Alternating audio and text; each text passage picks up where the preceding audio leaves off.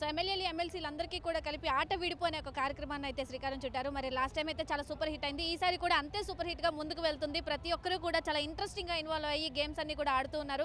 So మనతో పాటు బుచ్చే చౌదరి గారు ఉన్నారు, మాట్లాడదాం. సార్ చెప్పండి, మీరు ఆడిన ఆట తీరు అయితే చాలా చాలా సూపర్గా ఉంది. ఈ తరం ఆడేలాగే ఉంది.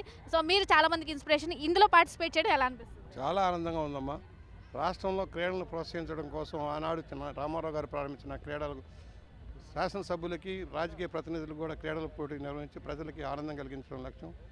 అన్ని బాధలు రాజకీయ వైరుధ్యాలు మార్చి కులాలకి మతాలకి ప్రాంతాలకు అతీతంగా కలిసికట్టుగా కార్యక్రమం ఇది వేడుకగా నడుస్తుంది. రాష్ట్రంలో క్రీడలు పెంచాల్సిన అవసరం ఉంది.